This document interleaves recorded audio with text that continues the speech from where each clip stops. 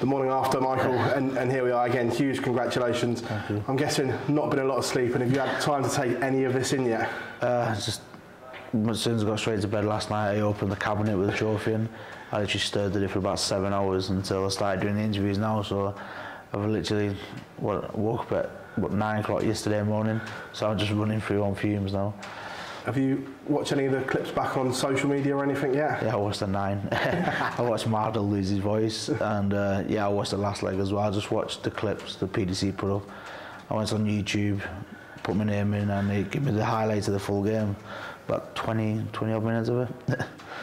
Just what you've achieved in the last 8 weeks has been remarkable, and everyone said that once one came, 2, 3 and 4 would follow. Do you feel invincible now? No, I showed that when I won the Grand Slam and then lost the game after to Rich Eddowes. So I'm not invincible, but I'm in a really good place. I know I'm finally winning now. I can win, instead of winning Pro Tours and Europeans, I'm starting to win the big ones, and there's no bigger than that. Ever since that young Michael Smith rocked up on TV, everyone said you were born to be a world champion. What's it been like having that expectation on your shoulders for all these years? It's been nice, but also been a bit distracting, especially when I've been there twice before and I've lost the way I did. And yeah, third time's a charm, and I finally lived up to the expectations, but I've done it in the right way, in the right manner. I've never, it wasn't gifted to me. I've worked hard for it. I've lost, 8 finals previous. So everything I've done it off my own back, my own hard work as well. The game itself, did you feel that if you could get at Michael early, you could really get at him, because he, like you said yesterday, he hadn't been tested where you were battle ready? Yeah, I think the big one was the 9 when he missed a double and I went out. I think he knew then he was in for a good game.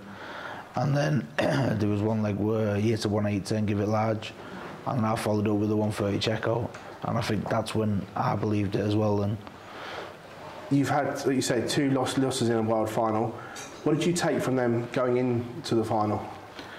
I just knew that I'd been there before, and I kept telling myself, if I lose tonight, I'll make another one. Doesn't matter, it doesn't bother me. But last night, everyone wrote me off. Chris Mason said I'd only get 1 set. There's a few, I think it was polls all over Twitter where I wasn't even winning. So I was able to go up there as an underdog, have fun, enjoy another world final, and I just proved that you never write off a cent. I remember, say, 2 years ago when Gezi won it, and he said, you can fluke a world title, but you can't fluke being world #1, because it's over that 2-year period, and the game consistently has shown how good you are at the moment. And to be in the top 4 and not winning a TV title, and now you've catapulted yourself to #1 by winning 2, how does that feel? Yeah, I think since 2015 I've been in the top 10, 2014, and that's with only making semi-finals. And I started, was it 2018 I made my first final. That was a Premier League, so it wasn't even ranked. And then I started to keep doing it, more consistent. And it is good. It just showed how consistent I've been when being labelled as a bottle job. But I was a bottle job when I was still one of the best players in the world, and that bottle job is now you world #1. You're going to let a few people know that as well, and just a little reminder. Yeah, of course.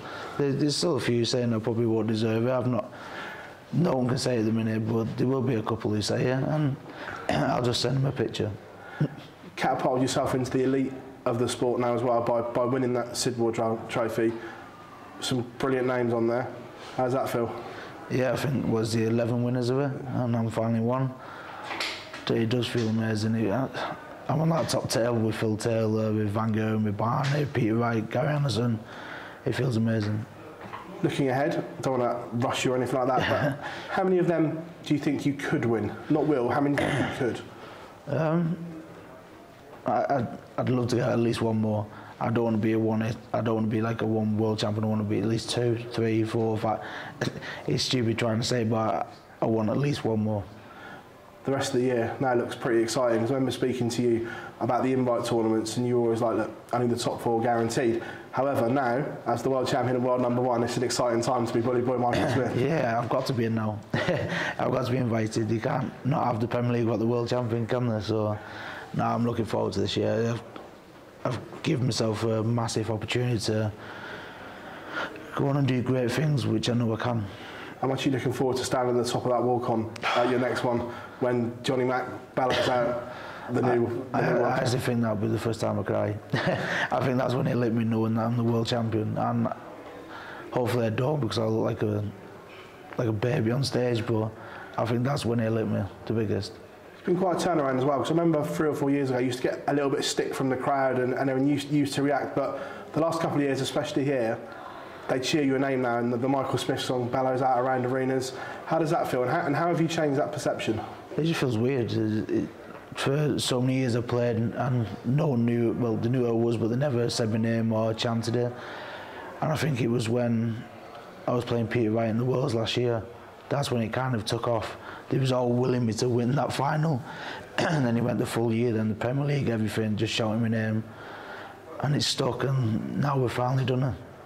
I know that you're one that loves making memories. That picture of Junior, Casper and Dagmar on the stage with you is something that you'll never ever forget? No, that'll be my new screensaver. I've got the Grand Slam one just now, but that'll be changed by tomorrow. Buddy boy, many congratulations and thank you very much as always. Thank you, mate. Cheers. Cheers, lads.